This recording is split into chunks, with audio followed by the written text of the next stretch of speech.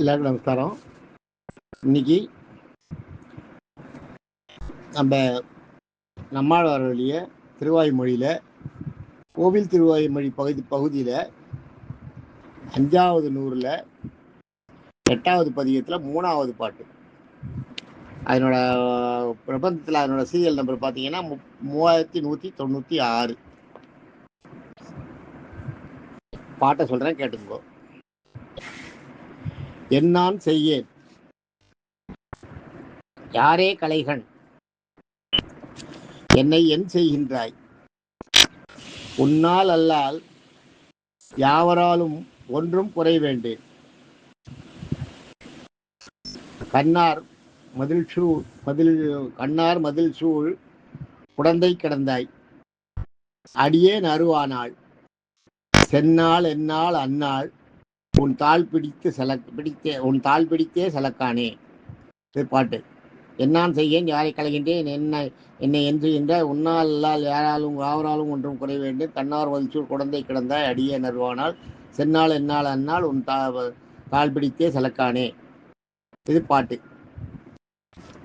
இந்த பாட்டோட இதில் பார்த்தீங்கன்னா, என்னான் செய்கேன் என்ன செய்வேன், நான் என்ன செய்வேன், என்னால் என்ன செய்ய முடியும், நான் என்ன செய்ய போகிறேன் அப்படின்ற இல்லையா. ஐயோ இப்படி ஆயிடுச்சு, நான் என்ன செய்ய போறேன்னு தெரியலையே அப்படின்ற மாதிரி தான்.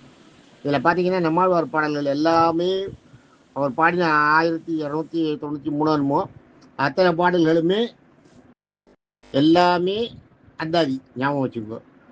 இப்போ பாருங்க, இந்த பாட்டில் வந்து முன்னாடி பாட்டில் என்னான்னு செய்யன்னு முடிஞ்சது பாருங்க. பார்த்தீங்களா, அம்மா கண் வளர்கின்றானே என்னான்னு செய்கேனே அப்படின்னு முடிஞ்சது இல்லையா. என்ன நான் செய்வேன்னு அதே என்னான்னு செய்கேன்ல ஆரம்பிக்கிறது பாருங்க. இது மாதிரி அந்த பாட்டு எல்லாமே 1லேருந்து 1293 வரைக்கும், கடைசி பாட்டு வரைக்கும் எல்லாமே வந்து முதல் பாட்டோட அடுத்த பாட்டோட அந்தாதி பாட்டு தான். ஞாபகம் வச்சுக்கோங்க, முதல் பாட்டோட முடிவு தான் அடுத்த பாட்டோட ஆரம்பம். எவ்வளவு கஷ்டம் பாருங்க. இது எழுதுறதுன்றது சாதாரண விஷயம் இல்லை. அதான் எழுதிக்கா. என்னான் செய்கேன், நான் என்ன செய்ய போறேன், யாரே கலைகள்னா யாரேன்றது வந்து யார் தான் வருவாளோன்றது தான். யாரோன்னா யாரோ, யாரேன்னா யார் செய்ய போறாளோ அப்படிங்கிறது. யாரே கலைகண், என்னுடைய கஷ்டங்களை என்னுடைய துன்பத்தை யார் போக போறா. அதான் என்னான் செய்கேன் யாரே கலைகள்னா யார் என்னை ரட்சிப்பார் அப்படிங்கிறதாக அர்த்தம். என்னை என் செய்கின்றாய்னா என்னை என்ன பண்ண போற, அதாவது தன்னையே வந்து பகவான்கிட்ட ஒப்படைச்சிட்டு அப்புறம் பேசுற பேச்சுது. தன்னை பகவான்கிட்ட ஒப்படைச்ச அப்புறம் நீ என்ன செய்ய போற, நீ என்ன பண்ண போற, நான் என்னை உங்ககிட்ட ஒப்படைச்சாச்சு, அது சர்வம் கிருஷ்ணார்ப்பணம்ன்றா பாருங்க. அதுதான் அது. நம்ம ஒப்படைச்சிட்டோம்னா அப்புறம் வந்து பெருமாள் அது என்ன பண்ணுமோ, நம்ம கொடுக்கணும்னா கொடுப்பார், கஷ்டம் கொடுக்கணும்னா கொடுப்பார், இல்லை நம்மளை வாழ வைக்கணும்னா வாழ வைப்பார், இல்லை கொண்டு போகணும்னா கொண்டு போவார், எல்லாமே பண்ணுவார். அதனால முதல்ல நம்மளை ஒப்படைச்சிடணுமா. அதுதான் என்னான்னு செய்ய யாரை கலைகன், என்ன நான் ஒப்படைச்சிட்டேன், என்ன பண்ண போற அப்படிங்கிறதுக்கு. என்ன பண்ண போறேன், என்ன பண்ண போறேன்னு புரியலையே அப்படின்னா, என்ன நான் உங்கள்கிட்ட முதலே ஒப்படைச்சிட்டேன், நான் உன்னுடைய பொருளாயிட்டேன் அப்படின்றதாக அர்த்தம். உன்னால் அல்லால் யாவராலும் ஒன்றும் குறை வேண்டும். யாராலும்னு வரணும், இலக்கணத்துக்காக செய்யுள் இலக்கணத்துக்காக யாவராலும்னு வந்திருக்கு. உன்னால் அல்லால், உன்னை தவிர, உன்னால் அல்லால்னா உன்னை தவிர, யாவராலும் வேற யார் வந்தாலும் ஒன்றும் குறை வேண்டுன்னா நான் அடைய வேண்டிய விருப்பம் எனக்கு எதுவுமே கிடையாது. அவ மூலமா எனக்கு அடைய வேண்டிய விருப்பமே எதுவும் கிடையாது. ஒன்றும் குறை வேண்டு, நீ தான் எனக்கு பண்ணணும், ஏன்னா நான் உன் பொருள் ஆயிட்டேன், எனக்கு நீ தான் பண்ணணும், வேற யாரும் பண்ணா எனக்கு நான் ஒத்துக்க மாட்டேன். ஒன்றும் குறை வேண்டு. கண்ணார் மதில் சூழ், கண்ணுனா வேலைப்பாடு தெரிஞ்சுக்கோ.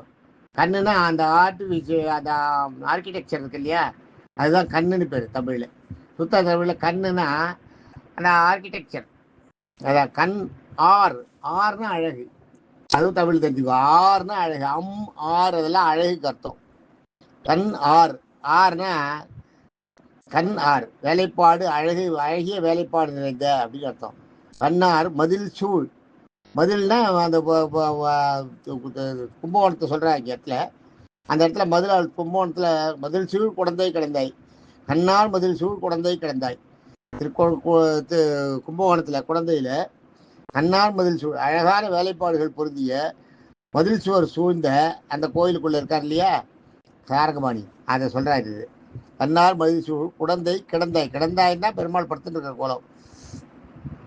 அதுதான் தென்னார் மதில் சூழ் குழந்தை கிடந்தாய். அடியேன் அருவானாள். இந்த இடத்துல பாருங்க, அடியேன்றது நான் என்னுடைய, அருவானாள்ன்றது அருவாழ் நாள் அப்படி பிரிச்சுக்கணும். அடியேன் அருவானாள்ன்றத அடியேன் அருவாழ் நாள் அப்படி பிடிச்சிக்கணும். அருவாழ்நாள் தான் அருமையான எனக்கு கிடைத்தற்கரிய இந்த மனித பிறவியில் அதை சொல்ற அருவாழ்நாள். அடியேன் அருவாழ்நாள். செந்நாள். செந்நாள்னா எவ்வளோ அழகாக கொடுத்துருக்காரு பாருங்க பாட்டை. இந்த மாதிரிலாம் ரொம்ப கஷ்டம், ரொம்ப கஷ்டம் எல்லாம். அதுவும் உட்காந்த இடத்துலேயே ஒரு குழந்தை, வெளி உலகமே தெரியாத ஒரு குழந்தை எழுதுறதுன்னா இதெல்லாம் எழுதின அருள் இல்லாத எப்படி முடியும்? தெய்வ கடாட்சியம் இல்லாத இதெல்லாம் பண்ணவே முடியாது. அடியேன் அருவானாள். அடியேனுடைய அரிய வாழ்நாள். செந்நாள். செந்நாள்னா இது வரைக்கும் போயிடுது, எவ்வளோ நாள் வீடாக போயிடுது, அதை சொல்கிறார் இங்கே. அருவாழ்நாள். செந்நாள் எந்நாள், எத்தனை நாளோ போயிட்ட நாள், எத்தனை நாளோ அந்த நாள். செந்நாள் எந்நாள் போக அந்நாள்ன்றது செந்நாள் எந்நாள் அந்நாள். உன்னோட அந்த இதெல்லாம் திருவடி உன்னுடைய வாழ்நாளில் வீடாக போன நாள்லாம் போக அடியேன் அருவாழ்நாள். செந்நாள் என்னால் போன காலம் போக மீதி நாள். அருவாழ்நாள் எந்நாள் எத்தனை நாளோ அது இன்னும் எத்தனை நாளோ அதில் அந்நாள் அந்த நாளில் உன் தாள். உன் தாள்ன்றது திருவடி. தாள்னா திருவடி, பாதம் ஞாபகம். உன் தாள் பிடித்தே, உன்னுடைய திருவடியை பிடிச்சே செலக்கானே வழிகாட்டுவாயாகன்னு அர்த்தம். உன் திருவடியை பிடிச்சிட்டே நான் வந்துடுவேன், செலக்கானே வந்துடுவேன், வந்து சேர்ந்துருவேன், இப்போ போயிடுவேன், உன் திருவடியை பிடிச்சிட்டே நான் கடந்துடுவேன் இந்த மீதி இருக்க வாழ்நாள அப்படின்றத சொல்கிறாரு இந்த இடத்துல. இன்னும் நான் போயிட்டதெல்லாம் போயிடுது, இன்னும் இருக்கிற நாள் வாழ்ந்தாகணும், அந்த வாழ்நாளில் உன் திருவடியை பிடிச்சிட்டே நான் கடந்துடுவேன் அப்படின்னு சொல்கிறார். அதுதான் இந்த அருமையான பாட்டு. இது இந்த பாட்டு அருமையான பாட்டு, எவ்வளோ நல்ல எவ்வளோ இலக்கணம் நயமிக்க பாட்டு பாருங்க. அதான் கன்க்ளூஷன் பார்த்தீங்கன்னா, நான் என்ன செய்வேனோ தெரியல மீதி நாளை போக்குறதுக்கு. இது மீதி நாளை நான் போக்குறதுக்கு என்ன பண்ணுறதுக்கு, என்ன பண்ணுவேன்னு தெரியல. யாருக்கிட்ட போய் என்னுடைய கஷ்டங்களை சொல்லி என்னை ரட்சிக்க சொல்லி கேட்பேன். அதை கேட்பேன், யாரையும் கேட்க முடியாது. என்னை என்ன செய்கின்றாய், என்னை என் செய்கின்றாய்னா என்ன செய்ய போகிறேன்? நான் இப்படியே வச்சுருந்தேன்னா என்ன பண்ண போகிறேன்? உன்னால் அல்லால் யாராலும் ஒன்றும் குறை வேண்டும். உன்னால் அல்லால் யாராலும் ஒன்றும் குறை வேண்டும்.